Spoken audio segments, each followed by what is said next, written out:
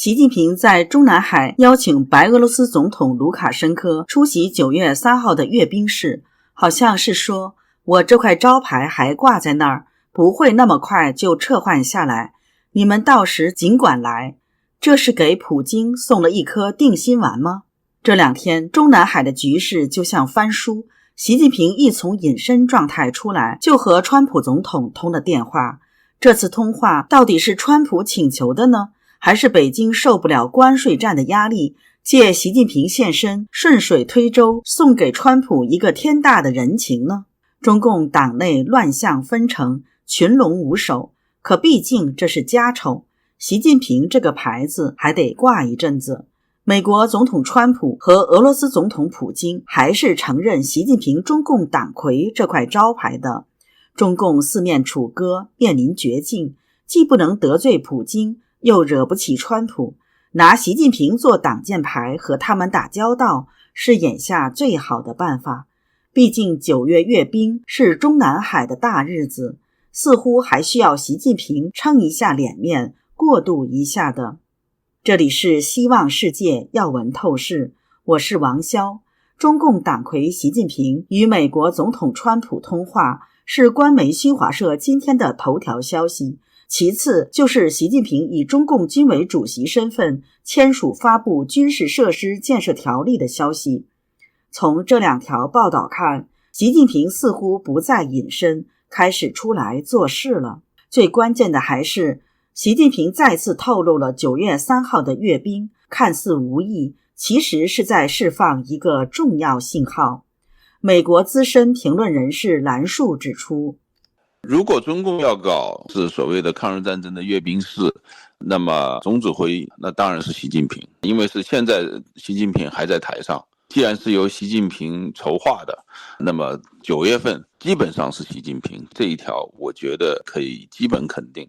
当然了，阅兵式他没有把它放在日本天皇宣布投降的8月中旬，那说明中共很可能会把8月份作为中共的四中全会召开的那么一个期间，等到中共党内的各方面的权力瓜分结束了以后，他才去做这个阅兵式。中共在对外关系上名声非常糟糕，华尔街报道指中共陷入信誉赤字，中共总是背信弃义，不遵守协议，不履行承诺。今年5月份，北京和华盛顿在日内瓦达成了一项协议，但墨迹未干，中共就开始拖延履行在协议中做出的关键让步，以致美国财长贝森特无奈地说，只有2国元首的通话才能推进协议。白宫早在6月2号就说，预计美国总统川普和习近平将在本周通话。不幸的是，习近平这时还处于神隐状态，直到6月4号，白俄总统访问北京的消息遮掩不住了，习近平才露面见了卢卡申科。中南海真正的钱袋子正是美国，正是对美大量贸易顺差，使中国经济强大起来，积攒下巨额外汇储备。毫不夸张地说，一旦离开了美元，人民币就是一张废纸。中共怎么能和钱过不去呢？缓和与美国的贸易战就是北京的当务之急。恰好习近平刚刚脱离神隐状态，不如就和川普通个话吧，这样可以让川普高兴一阵子，全球投资者也可以松一口气了。俄罗斯对中共也很重要，在外交如此孤立的时刻，北京现在还是需要普京这样一个盟友的。加拿大时评人谷春秋认为，现在呢，国际形势特别微妙，像中共吧，有2个关系，它必须要摆平，一个是中美关系，一个是中俄关系。中俄关系呢，目前跟俄罗斯结成那种联盟吧，如果一旦出现了问题，他们就觉得势难力孤了，就真的是孤家寡人。跟美国的关系呢，是决定中共经济命脉的问题，2个都是生和死的问题，他们都要摆平。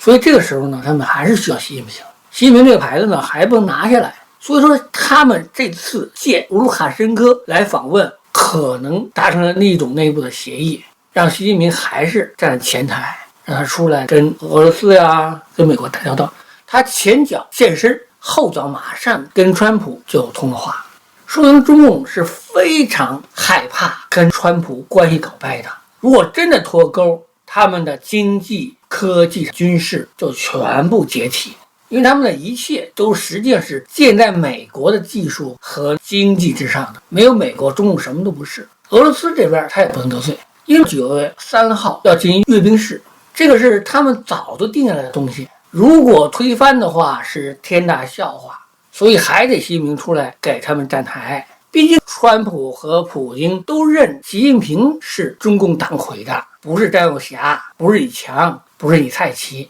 谁他都不认，他就认习近平。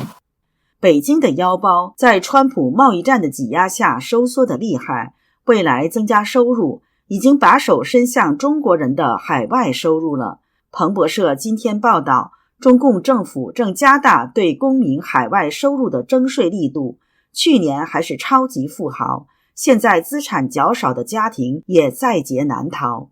经济日益窘迫的同时，中共更陷入内部权力争夺的危机。外界观察到，中共政治局5月会议消失不见，对习近平是不是还掌握最高权力产生质疑。资深媒体人、经营中国事务的日本经济新闻高级编辑和社论撰稿人中泽克二日前撰文说，中共一个关键的美越会议是否已在5月如期举行，官方媒体至今没有发布任何信息。中共政治局由24名高级官员组成，理论上每月召开一次会议。4月25日召开的政治局会议当天，新华社就进行了报道。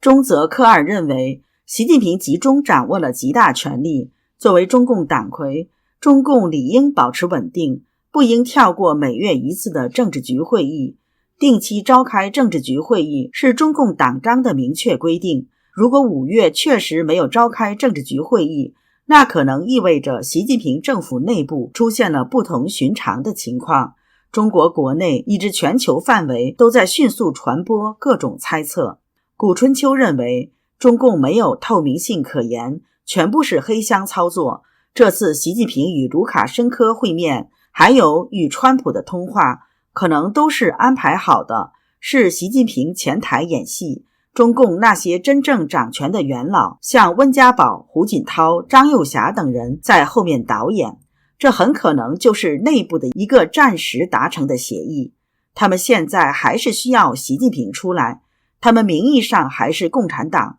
而中共的头是谁，这对外边人很重要。蛇无头不行嘛，共产党现在群龙无首，在这个特殊的历史时刻，还需要习近平做个招牌。兰树则认为，从这次习近平接见卢卡申科情况来看，基本上可以看出习近平的健康状况确实是出了一些问题。在中共这么一个专制的政治体制之下，最高的掌权人健康出了问题，它必然带来一系列的权力上的重新划分。中共面临内政外交双重危机，在内经济萧条，对外又与美国关系紧张，这让在习近平过去10几年的掌权过程之中，没有获得足够权力的这些人看到了机会，所以有各种各样的传言，这就是中共党内的所谓反习势力吧。而在中共4中全会上，就可能看到这种权力重新争夺和重新划分。习近平从神隐到现身，真的是有人操纵和安排吗？现在的局势似乎锁定在几个关键人物身上，在中国是习近平，可能还有张又侠、胡锦涛和温家宝；在美国是总统川普，可能还有卢比奥；在俄罗斯是普京，乌克兰是泽连斯基。这是一个多国演绎的时代，一个划分光明和黑暗的时代。你觉得是吗？请留言告诉我们。这里是希望世界要闻透视，感谢你的陪伴与思考，请订阅、分享并打开小铃铛，一起在动荡中坚守真相，在黑暗中点燃希望。